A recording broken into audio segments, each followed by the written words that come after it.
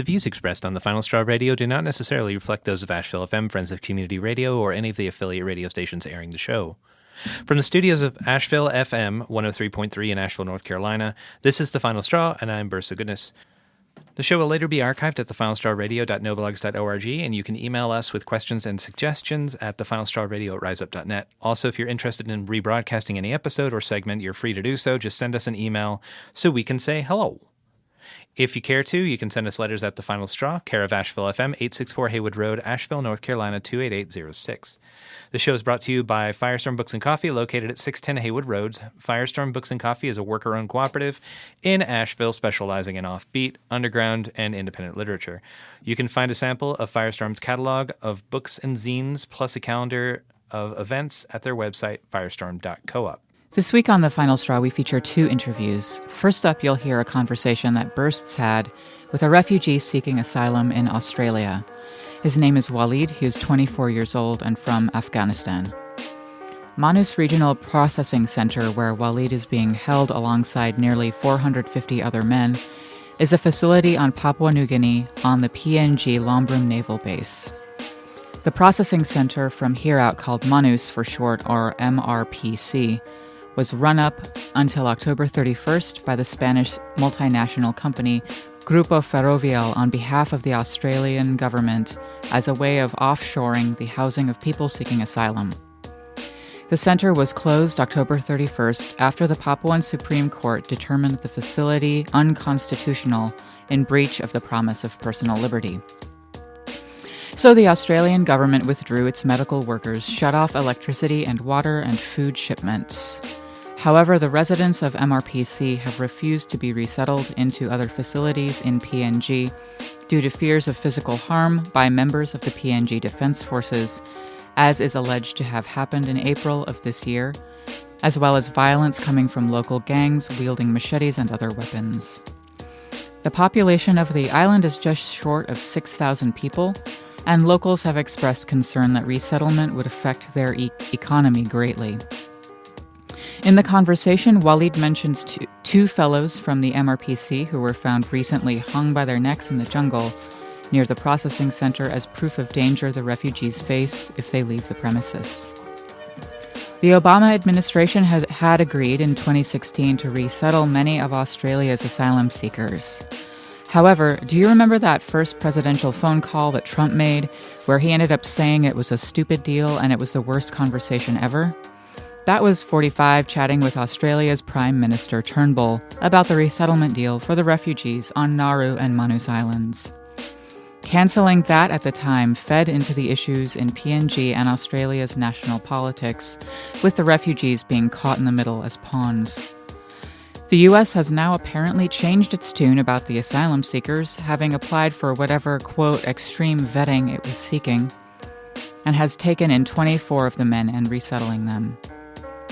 We will admit to being a bit ignorant of the situation in Manus that people like Walid are facing, but what we do understand is this. Borders are imprisoning some of the most marginalized people fleeing dangerous situations and holding them in dire circumstances. The men at the Manus Regional Processing Center are refusing to leave for fear of their lives and in hopes of reaching a safer space and are being starved by bureaucracy. And many Australians are voicing a desire to resettle these people on the mainland. We at The Final Straw wish the residents of MRPC the best of luck and solidarity and will continue to air their words as we receive them. Secondly, we are airing an interview presented recently by the Whichside Media Collective with Sarah Falconer and Daniel McGowan about the 2018 Certain Days calendar for political prisoners.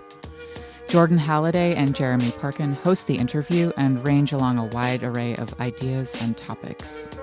From the show notes, quote, "The calendar is a joint fundraising and educational project between outside organizers in Montreal and Toronto, and 3 political prisoners being held in maximum security prisons in New York State, David Gilbert, Robert Seth Hayes, and Herman Bell. The initial project was suggested by Herman, and has been shaped throughout the process by all of our ideas, discussions, and analyses. All of the members of the Outside Collective are involved in day-to-day organizing work other than the calendar, on issues ranging from refugee and immigrant solidarity to community media to prisoner justice. We work from an anti-imperialist, anti-racist, anti-capitalist, feminist, queer, and trans-positive position, end quote. You can check out the Which Side online store to see some giveaway deals regarding the Certain Days calendar by visiting whichsidecollective.org, and you can see much more from this project at whichsidepodcast.com. If you're in Asheville this Friday, the 24th, come on by Firestorm if you care to, and there will be a free showing of the last episode of Trouble for this year, number 8, Hack the System. The Internet is a Battlefield, which features an interview with incarcerated anarchist hacktivist Jeremy Hammond to talk about digital security, his case, and about taking down the man. The documentary is free. It's 30 minutes, and it'll be followed by a series of questions being responded to by the people in the crowd. The questions are posed by the producers. It starts at 7:30 p.m. But first, here are some words from anarchist prisoner Shawn Swain. What you say, what you say, what you say, what? We'll come like a wall. We are through the looking glass, down the rabbit hole. In 2012, prison fascists and the federal bozos of intimidation decided I was monkey number 4 of the Army of the 12 Monkeys. They didn't consult me, didn't get my consent for turning me into a monkey. They just did it. And it was pretty painful. Since then, prison fascists have repeatedly attributed gang activity to me, making it clear that I'll be monkey number 4 for the rest of my life. No matter what I do, they'll never let me out of this gang. By every effort to extricate myself, prison fascists drag me back into it, kicking and screaming. It appears the job of prison gang coordinators and investigators is to keep folks in gangs no matter how hard they try to get out. Curious. Recently, I've had to question the practicality of trying to get out of the Army of the 12 Monkeys when clearly prison fascists, all the way up the food chain, demand that I run the 12 Monkeys. Their refusal to allow me to resign and just be a human again has led me to ponder some other approach. So I got to looking at my situation. My problem isn't really that they demand that I remain monkey number 4 for the rest of my life. The problem is that the Army of the 12 Monkeys is designated as a security threat group. If the 12 Monkeys was not a security threat group, prison officials' identification of me as monkey number 4 wouldn't mean anything. So, what I did, I looked at the groups that are security threat groups, and I looked at the groups that are not. And I saw a pattern. Bloods, Crips, Aryan Brotherhood, all security threat groups. The Moose Lodge, the Masonic Order, the Democratic Party, not security threat groups. What do the Masonic Order, the Democratic Party, and the Moose Lodge all have in common that the Bloods, Crips, and ABs do not? They have official recognition. They have registered their organizations with some official government office. And that official recognition precludes prison fascists from including on the gang list Masons, Democrats, or Moose. Moose, Mooses, Meese, whatever. And that means if I want off the silly gang list, I have to find a way to make the Army of the 12 Monkeys official. So, I did. I contacted the Ohio Secretary of State's office in order to get the forms for registering the trade name of the Army of the 12 Monkeys, and the forms for registering the Army of the 12 Monkeys as an unincorporated association. According to my research, the only two differences between registering as a corporation and as an unincorporated association are: 1, for the corporation, if you get sued, your personal assets can't get touched. And 2, for the corporation, the filing fee is more. So, since I have no personal assets, I went with the cheaper filing fee. I filled out the proper forms and enclosed a request for the fees to be taken from my account. The warden's designee approved the transaction and sent everything off to the Ohio Secretary of State. Keep in mind, this is the Ohio Secretary of State. I'm not sending the funds to ISIS.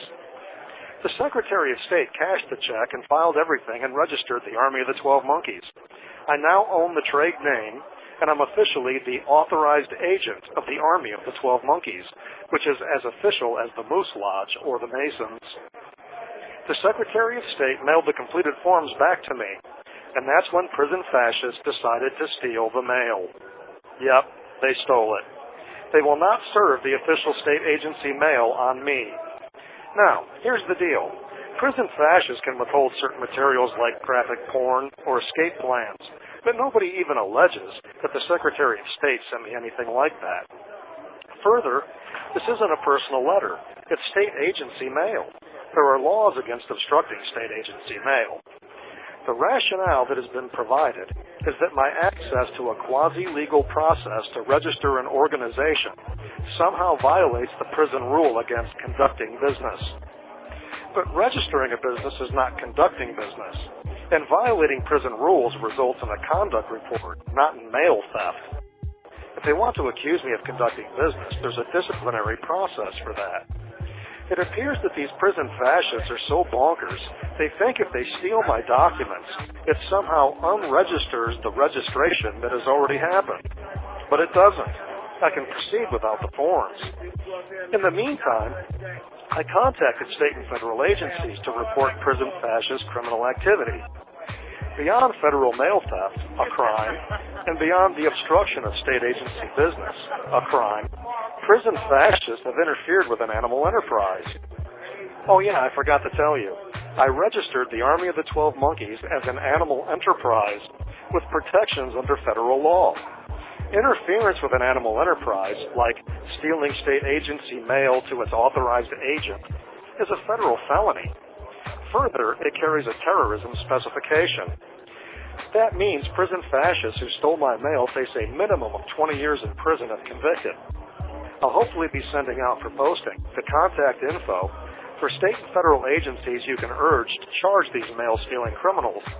And you can also email the warden's assistant here, Greg Kraft at ODRC, State, Ohio, U.S. That's greg.kraft with a C at odrc.state.oh.us. And urge him to desist from this criminal activity. I suspect they'll hold on to those forms for dear life, even if it does them no good. They don't care about conducting business, which is a red herring. What they care about is the potential for me getting the 12 monkeys removed from their security threat group database, and the possibility that I will then share my method with all the other groups, making their list shrink and making their federal funds dry up. They are now defending their federal block grant swindle, even by committing federal crimes with terrorism specifications. This is anarchist prisoner Shawn Swain, authorized agent of the Army of the 12 Monkeys Unincorporated Association. If you're burning down the enemy's federal block grant funding schemes, you are the resistance.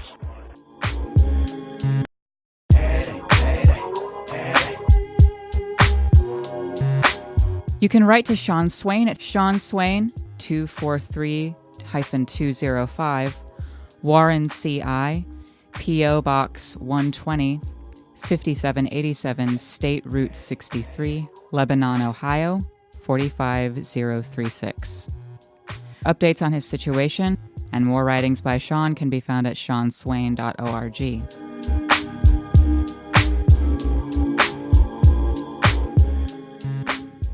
Hi, thanks for taking the time for this conversation. What can you tell listeners about yourself? Hi, I am Walid Zazai. I am 24. I am now in Australian run detention center on Manus Island in PNG from over 4 years. How did you come to be in Papua New Guinea? I came to Christmas Island, Australia on the 3rd of August in 2013, and after spending some time in detention in there, the Australian immigration sent me against my will to Papua New Guinea Detention Center, which is on Manus Island in PNG. What did you hope to find in Australia? Yeah, when I arrived to Australia, I had many hopes that yes, I'm safe now, so I can build my new future. I have a better life, like to continue my education. I was thinking that I will study business or do something other qualifications. But Australia took away all of my dreams, and I'm still suffering in detention centers of Australia. Manus has become visible to much Western media recently thanks to the struggle that y'all in the Regional Processing Center have engaged with. So the Australian government closed the offshore refugee prison known as the Manus Regional Processing Center. And the word is that those imprisoned there were refusing to be resettled after the closure of the facility on October 31st. Why have asylum seekers resisted resettlement at other facilities in Papua New Guinea or PNG? Yeah, we are resisting because we don't want to move from one detention center to another detention center. Yeah, we want freedom, and we want freedom in a safe place. So that's why we don't want to move from one detention to another detention. We have asked, we are like telling Australian immigration, the PNG immigration, for how long you want to keep us in these detention centers, even if the new facilities are like open centers. So we don't feel safe there. There is no security, and some of the locals are also angry about our moving to there. So yeah, we don't want to move there. It's not safe for us because we had our past experience there in town when we were visiting town, and before this. So we have been robbed, we have been attacked, and many guys have been attacked with machetes. So yeah, some of the people like get injured. So we had really bad experience in town because local don't want refugees on the town. How many people are with you at MRPC? There are about over 400 guys in the centers who are refusing to leave. Yeah, about 150 or over 150 has left the detention center. Some of them were sick, and some of them said that it's like if it's everyone's own choice. No one is stopping anyone to go out or to stay in the detention center. So everyone has his own life and own choice. Everyone is leader for itself. But some choose to go to those center, and some don't want because of fear in the town, and also they don't want another detention center. Yeah, like many of us are resisting, as I told you, that we don't want to move from one detention center to another detention center, and we are not feeling safe in Manus town because of our past experience when we were visiting there. If the Australian government has turned off the electricity and water and is blocking access to food and medical care, how are the people inside the facility faring? Yeah, after the Australian immigration, Australian government has cut our basic human rights like water, food, and electricity. So we are coping with hard times of our lives. Yeah, it's really hard. Yeah, many guys are getting sick. For water, we dug a well in one of the compound, and we taking water from it to use for toilets and for shower. And for drinking, we are always waiting for raining. When it's rain, we store some water and then drink it. Um it's hard actually. Like last week, we stored water in the bins from rain for drinking. So the PNG immigration and police came and wasted all of our water. Yeah, their goal was like they want to like make us angry and we should fight with them, and they have an excuse to force us into the town or to put us in a jail. But we guys are so peaceful, and we are resisting peacefully. All we want is just freedom in a safe country, in a safe place. What's the mood as people await aid, outside intervention, or the looming threat of a possible Papuan naval assault on those of you still inside the facility? All of the guys who are resisting in the camp are saying that we will be peaceful, and yeah, even if they come with the guns or want to shoot us or want to force us, we will not tell them anything. We will be peaceful, and like we will not fight with them. We are harmless, yeah, because we do not come for fight, and our goal is just freedom in a safe place. Yeah, the guys are scary that yeah, maybe a police came or navy came or army came and they can force us or they can beat us or they can do anything on us, because we don't have any power and we don't want any violence with them. Yeah, we just want a peaceful and like a happy end of this detention now, like yeah, peaceful, like we want. I will say again that freedom in a safe country and in a safe place. Can you talk about the relationship between Australia and neighboring countries in terms of Australian immigration policy? Yeah, like PNG, it's a own like independent country, but the immigration system and all of the other things like in Australian hand. What Australian telling them they are doing that. They don't think that what is like humanitarian or what is humanity or what is compassion. They don't know those things. Yeah, like last week they came. I told the PNG immigration that thank you for showing compassion and humanity. Like after they like wasted our water, I used those sentences to them, and they say our humanity and compassion is in town. So I say we don't want to come to town. Like in last 3 months ago, in last 3 months we found two of our friends were hanging on trees. Like they say they hang themselves, but we are really worried about them because there was no investigation and no justification that how they can hang themselves. Why they didn't hang themselves in their room or in the detention center? Why they have been found in the middle of the jungle? Or even one guy was mentally sick, he has harmed himself, so how he can hang himself? And so I told them that we are not feeling safe there, we don't want to come there. So as I told you, that is all of Australian hand. When they wasted our water and destroyed the tanks that we store the water in from from rain, and I asked them that why you are doing this. First they said that you should go to the new centers, there everything is there. Then they told me that it's an order from Australian border force. And on the second hand, like New Zealand, a country that I would say that showing compassion and humanity for all other people and not just refugees. I can see the new prime minister came. It's a coalition government, and all of the parties like want to help people in all over the world, not just Manus. So first of all, they took a step to Manus to help Manus people. Like they say, we can't see what is happening there. We can't see that. So you can see they can feel our pain, but not Australia. Australian government, PNG government don't care about us at all. They cannot feel our pain, but it's New Zealand that like feeling our pain and we are suffering, and Australia is starving us. So New Zealand is asking for us at least 150, but Australia is saying no, we will come back to Australia on the back door. But we are saying that we will sign legal documents that we will never ever come to Australia if you allow us to New Zealand. If I end up in New Zealand, like I would contribute in the communities. I will do my best to pay back to New Zealand people for the whole of my life. Yeah, not New Zealand, either is other country, safe country, and they accept me or anyone from here. We will be so thankful to them, and with every action, we will show our thanks to that community and to that country. On January 28, 2017, President Trump of the U.S. had a conversation with Prime Minister Turnbull of Australia, in which Trump broke with the prior administration's deal of helping to resettle refugees being held on Manus and Nauru Islands. It's likely that many people in the U.S. haven't heard of what you're going through, nor that a part of the responsibility for the danger that you're currently in lies at the feet of the current U.S. administration.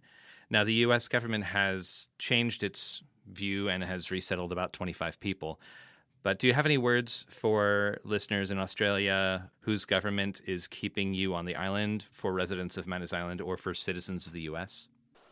Yeah, we all know about that conversation and what had happened, and like Trump told to Turnbull that are these people are bad people, and Turnbull said no, they are good people. Then Trump said you should leave them, you should give them freedom until they are processing for another country. So like I would say that like the Australian government don't have any kindness and compassion, and Trump have little bit of that, but I can't see in Australia government there's no compassion, because we saw that Trump have told them that we should give these guys freedom. So we can see that he has a bit of kindness and compassion in his heart for us. And like many of us like have hopes that the Trump administration will take many of the refugees from here very soon, because some of the guys have already been processed. And we are telling to the Australian people that The Australian government is keeping us for political gain to stay in politics and do politics on our situation. So that's the only point they are doing it. Yeah, they don't have any compassion or humanity. They just doing it for to stay in the power. And I would like to ask all the American people, the USA people, that please support us, please help us. We need your help. Australia is starving us. Australia and PNG, both countries are starving us. Yeah, they are all just. They will be very happy if you all died in a detention center, because it's 19 days that we haven't got any food, water, or electricity from them. Like guys, as we like going weak. There's like many diseases are spreading, and we don't know what will happen. We don't know we have a future, and that's the hardest. Do you have any words for others in a similar situation as yourself? Yeah, for people who are like in situations like us and facing hard times, but I don't think that in the world people will suffering like we are, or starving like we are from 18 days. Yeah, I know like everyone life will be hard. There are lots of detention centers in the world, and there are like many people in the camps. So my message for them that please be patient and be peaceful. Like just share your love with people who you meet or who you are with, and staying together as a brothers, as sisters, and as a family. And I hope one day you all will get your freedom in a safe place. If your career is good, if your behavior is good, so it will help you a lot in the future. So like my message for them that please stay together and share your love with around people that are like around you, or anywhere you are going, or meeting with the new people, or like your neighbors. And like don't hate, because hate can give you tension that will never end, and hate can just cause problems. So be peaceful and be lovely to any humans, even if someone is hurting you. So like you shouldn't hurt them back. So show your love to him or to her, so he can change his own life, or she can change her own life. So it's only the love that we can bring peace in the world. So we are all human. We are all humans, and we should be same and just love each other. In a best case scenario, where do you hope to see yourself in a year, and under what circumstances? What would you like your life to be like? It's really a hard question. Where do you hope to see yourself in a year? Actually, like I told you, I don't know about my future, and like if I have a future or not, and that's the hardest question, and it is so hard. But I see I'm still hopeful, and say I have hopes that I hope I end up and get freedom in country like New Zealand or Canada, and that will be very good. And I will study my business and then do some job, and that's it.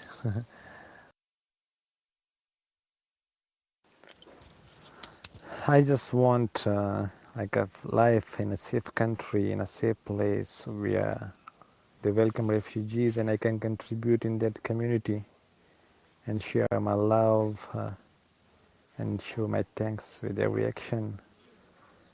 Yeah. So like when I want to study, I want to do job as well, and my goal is that I want to help homeless people, poor people, and widows and orphans as well. So I'm dreaming also to open a small Afghan cafe. Uh, yeah, I think I didn't mention it that I'm from Afghanistan. So like I want to open an Afghan cafe from like which I can get some money so I can help poor people, widows, orphans, and homeless people. And I hope that one day I will be able to do that. And I also have a dream that once I have my own cafe, so at least I could feed about 10 homeless people a day or poor people a day. That's my goal, and that's my first goal, and I hope it's get bigger and bigger when the times comes. So I'm really hopeful for that, and I hope that God will give me a chance, and I'm waiting for that chance, and will take it with my heart. Do you have any other words or ideas you'd like to share from this platform? Yeah, on behalf of Manus detainees in detention centers, I would like to send a message to the whole world that we people are not bad people. We are not criminals. And it's the Australian government and the Australian Immigration Minister, Peter Dutton, who is always trying to make us look bad to the world. He's always lying about refugees, that they are criminals, they are not good people, but he has no evidence of that. He's lying every day. So my message to the whole world that we are normal humans as you are, and we just have love to share. So please, I'm asking the international community, like the whole world, that please stand up for us and help us. We need your help. Please save us from Australian and Papua New Guinea government's cruelty and starving. Yeah, they want to starve us. It's 19 days that we haven't got any food from them, no water and no electricity.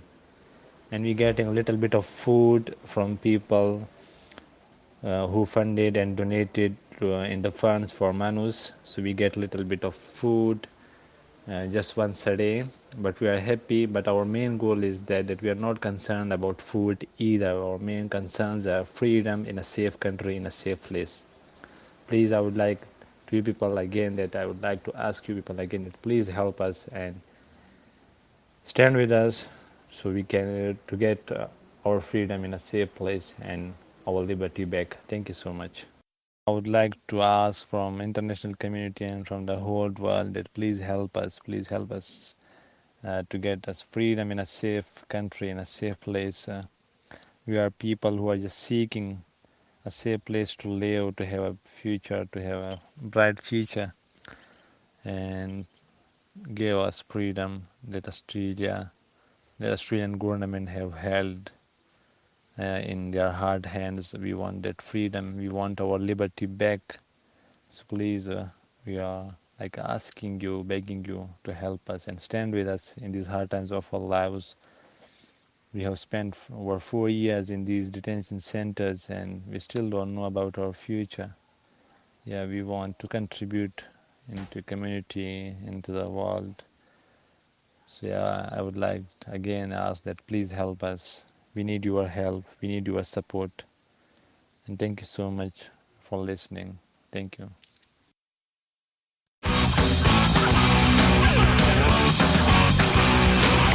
We were a little slow to the order, but we did get our order in finally this morning. You can fact check me on that if you'd like. You better believe he checked it before the call. Just in case. Well, we were like, Sarah was like insisting that we not do the call unless the store in order. And I said, look, Sarah, it's 25. That's fair, right? And she was like, yeah, I guess so. And so we decided to do it anyway. So no, of course, we love that you bought them again. And if I'm not mistaken, you guys give them out for people that donate to the podcast. Is that right? So yeah, this year we're doing it a little bit differently. We have these totes that we make that are to support political prisoners as well. They say "Write political prisoners" on them with a cute little typewriter. So we're going to give them out for anyone who purchases those totes. Oh, that's great. Yeah. Really cool. There's some new stuff that happened this year, but I guess before we get into that, let me throw out just some deets on how to order. Get that out of the way. I know that you guys do really good show notes, and so I know that you'll put that info up there. But basically, we offer the calendar as an opportunity for people to buy like bulk orders, like 10 or more. And it's a really good way to fundraise for your collective or organization or bookstore or podcast or whatnot. Basically, we have a number of distributors that do single sales or single up to 10, I guess.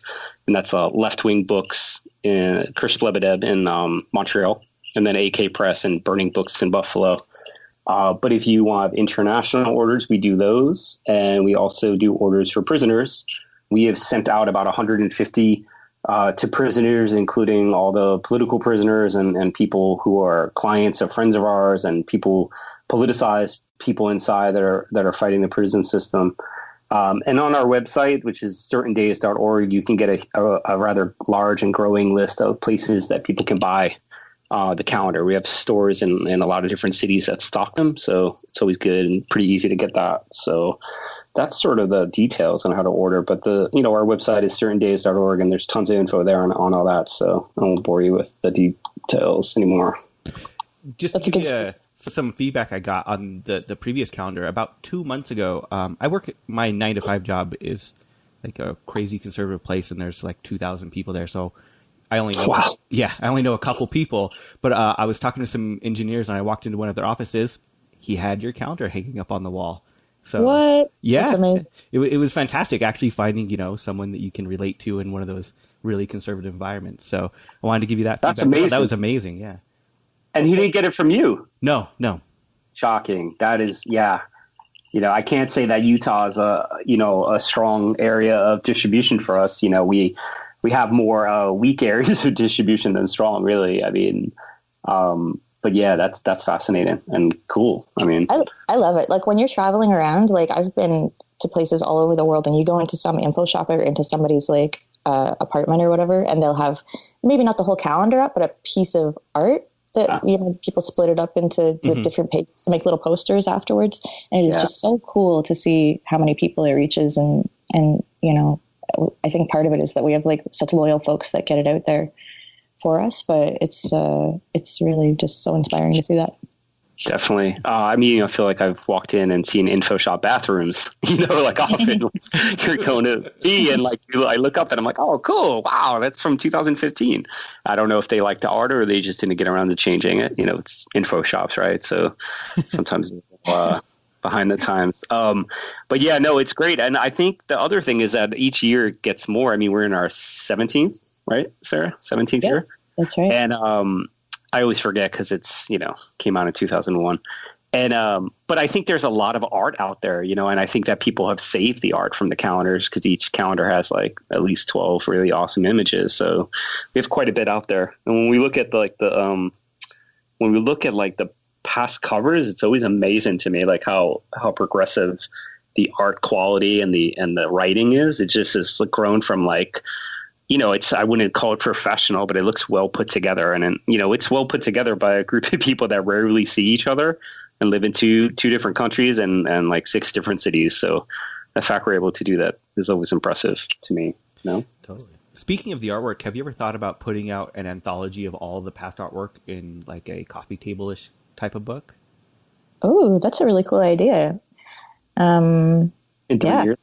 That would be amazing for the 20th. Yeah. All right, we're doing it. Yeah, it's gonna take that long. I'm sure. Knowing how long it takes us to put out a calendar, putting out a book and pictures is gonna take 3 years. They'll put it out in like for the 30th anniversary when people are no longer even remote. Oh yeah, I love this part. Like the wall calendar is dead. People don't use. It's like every year we hear this. I think we talked about it last year, and it's so funny to me. I think this project will be going on long after Sarah and I are no longer involved, either through burnout or whatever, because it's just like people are always prematurely like the death of the book, the death of this, the death of that. It's like I haven't yet seen like the millennials killed the CERN Days calendar article, but I'm sure it's coming. But it's like you would never know that from like our sales. I mean, we're not a big project, but we definitely move everything we print. So I think we'll be around for 20 and hopefully beyond. So this is like the music that Sarah usually comes into a room. Oh, right here. This is what I prefer. I bring to me.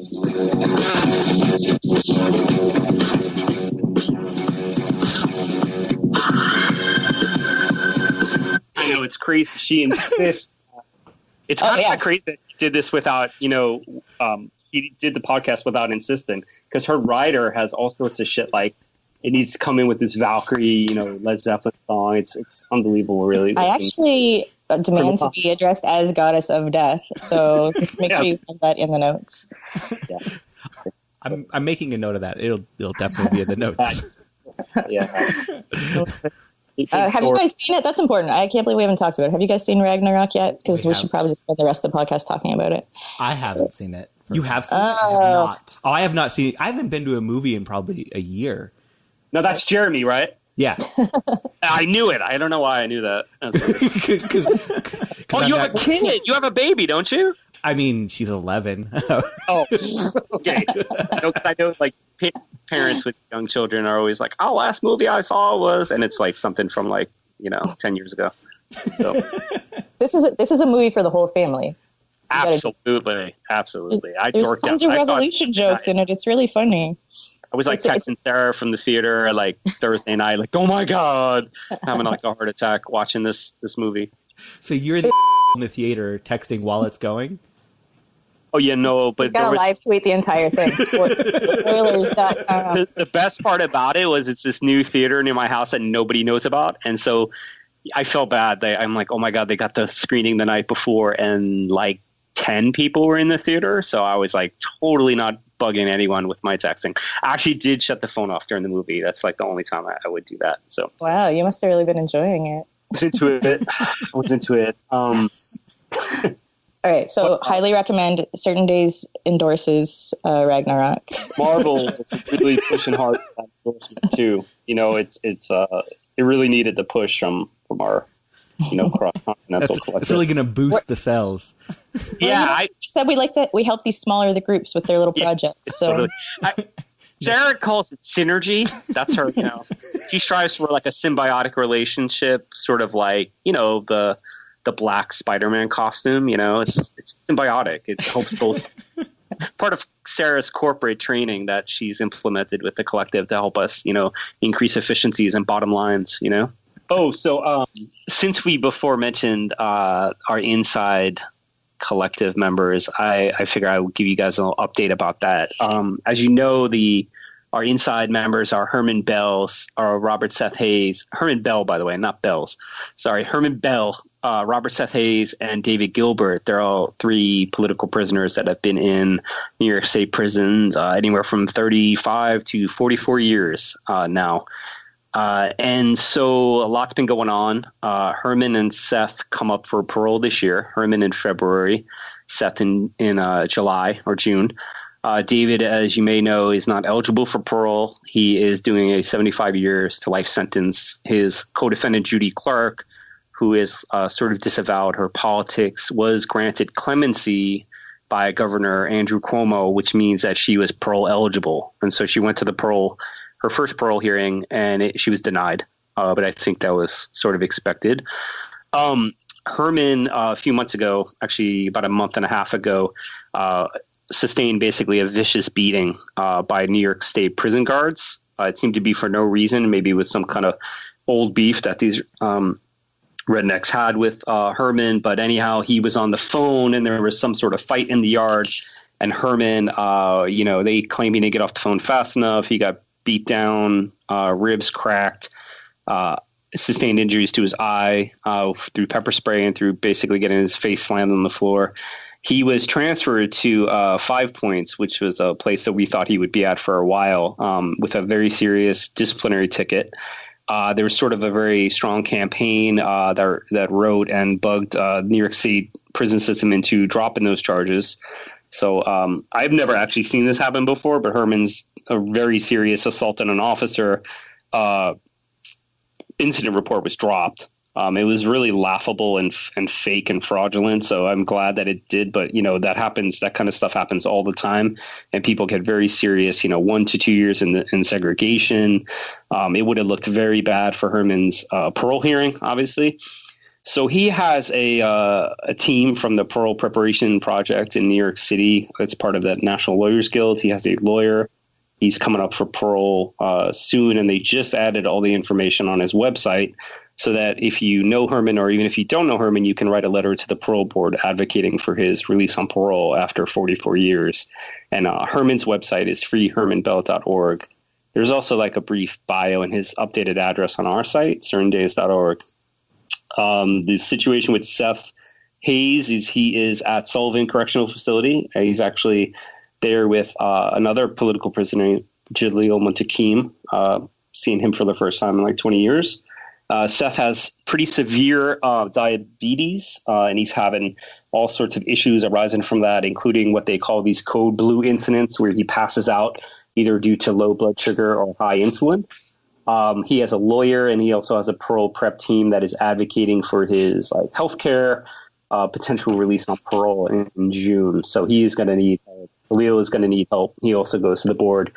And of course, we're always supporting David, who is a wonderful person, very active letter writer and writer in general. He is putting out a new version of his Looking at the White Working Class Historically, I believe in the next month or so, from Chris Lebedev in Canada. So that's sort of the deal with those guys. They're all coming up for parole. Obviously, it's long past time they come home. We want them home, obviously. And so you could find out all information about those PPs on our website, the cerndays.org. It always throws me aback when you look at just the length of time a lot of these individuals spend behind bars, and they've been behind bars longer than I've even been alive. And it's really humbling when you really look at these cases. It's sad. No, it's horrible. I mean, I sometimes think about it, in Herman's case, Herman and Seth have been in prison longer than I've been alive. But even with David, the anniversary of the Brinks armored car expropriation just came up recently. And I remember I look at the date and I think, oh my God, December, October 1981. What was I doing? I know what I was doing. I was in first grade. It's just it's shocking to me. When I think about how long ago that is. And then when I think that they have been in prison for that long, it is just horrible. And it's because we have a vindictive, New York State system, and it's racist as hell, and it's profoundly anti-Black. And, keeping these men in prison is a form of booty for them. It's their little trophy. And it's I think stands as a way to show young people of color, don't mess around with us, because this is what's going to happen. This is what's going to happen if you dare step out of line. So do you feel that we've made progress as activists in either fixing or reforming or abolishing the prison industrial complex in any way over the last several years? Maybe a little bit. I don't really take too seriously this whole idea that there was a prison reform happening under Obama. I mean, I think there was minor things happening on the federal level. I think on the state level, when you consider that we have at least, but more than 51 prison systems.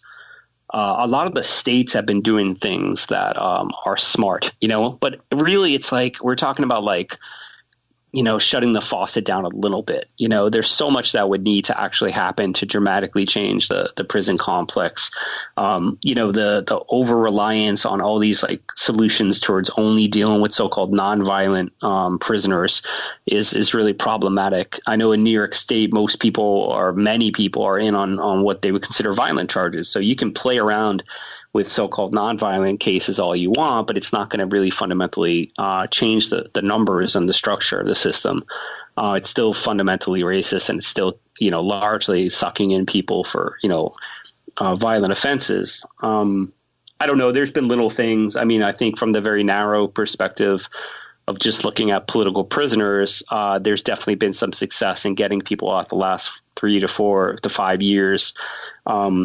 And that's great. But I mean, when we're talking about success, it's sort of, they're Pyrrhic victories. We're talking about, people that have been in for 44 years, 40 years. Sekou Odinga is out right now. That's a great thing. I think the Cuba Five were all out. Sekou Kambui got out and then, basically died of cancer 2 years later, which is part of the reason they let him out. They didn't want to pay for his health care.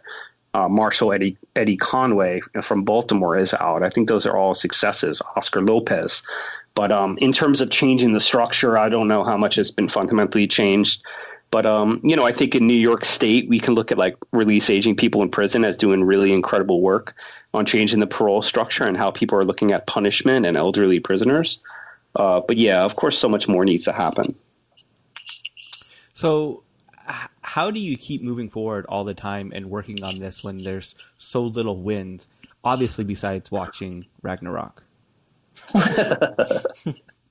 Well, I mean, those little things help, right? You need to take the time for yourself and your family and your cats and, just You already said family. Sorry. I get it. I meant overlords in that context. The bosses.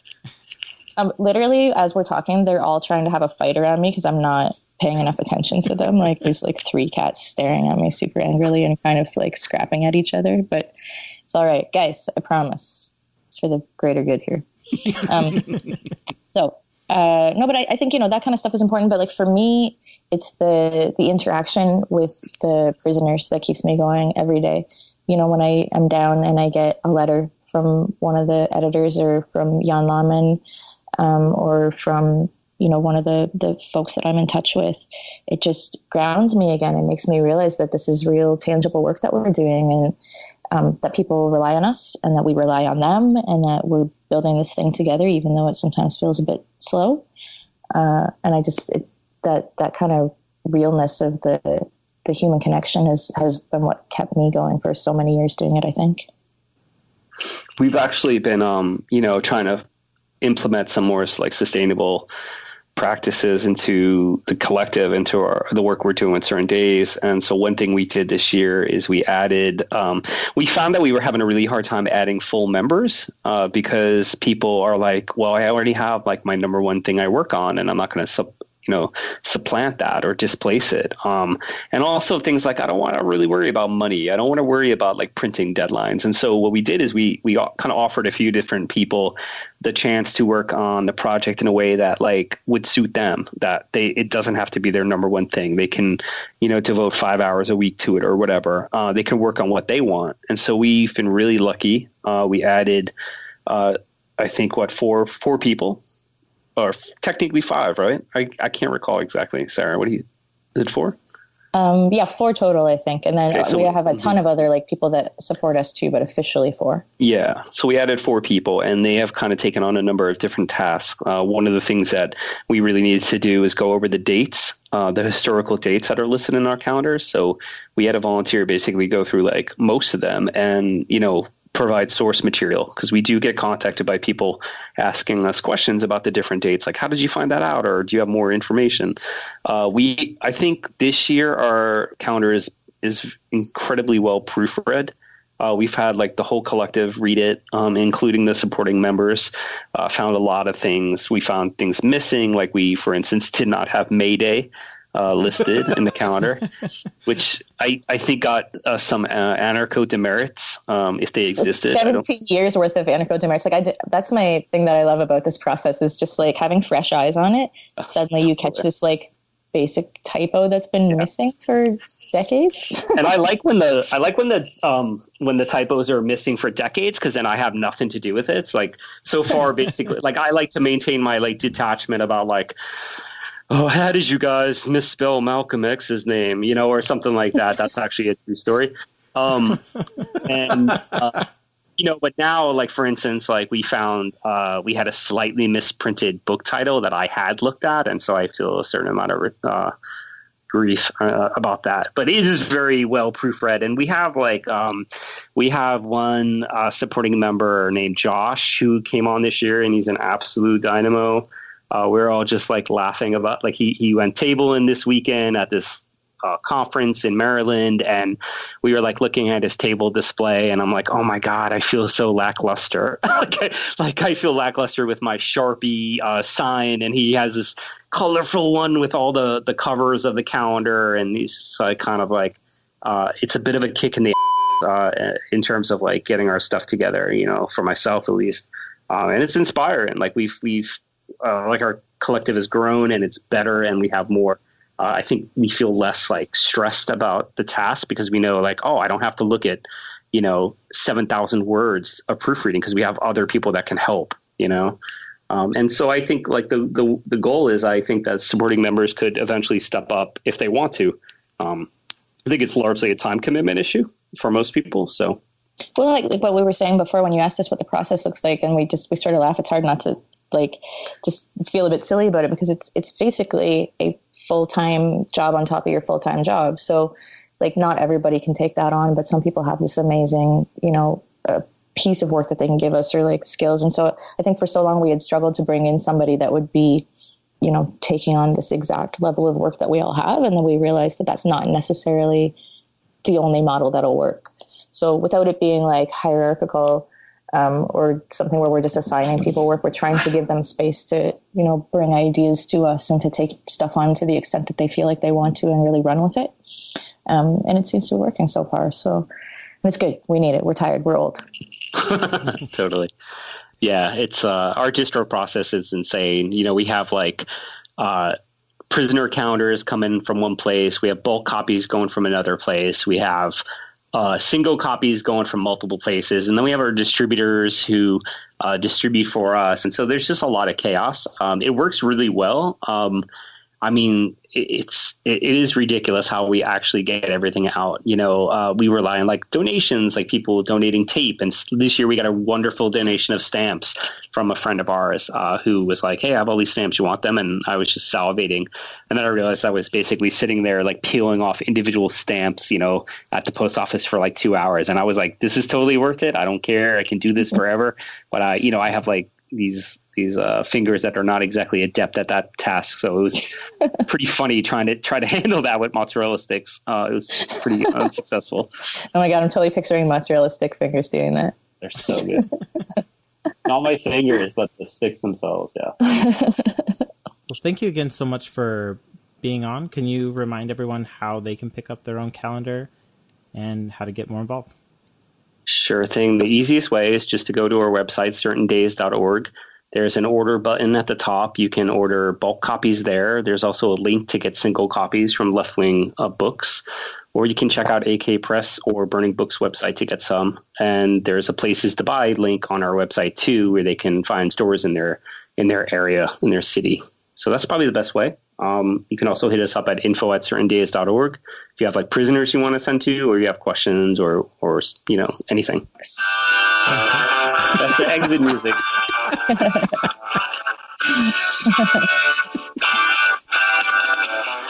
Wonderful. You knew I was going to get that in there. Did you guys hear? Was it obviously rushed? Did you hear it? Yes. I heard it. It was so rushed. Which Side Podcast is hosted and produced by Jordan Halliday and Jeremy Parkin of the Which Side Media Collective, with web design by Jordan Halliday and sound design by Jeremy Parkin. Booking by Mari Halliday. Go to whichsidecollective.org to check out the other shows in the collective. Thanks for listening to this interview. If you'd like to hear the Final Straw's conversation with Herman Bell's daughter-in-law, Dr. Kiana Ross, which details the incident mentioned in the interview, plus some more about his case, you can visit thefinalstrawradio.noblogs.org and search for Herman Bell. It's the first result that'll pop up. The views expressed on the Final Straw Radio do not necessarily reflect those of Asheville FM, Friends of Community Radio, or any of the affiliate radio stations airing the show.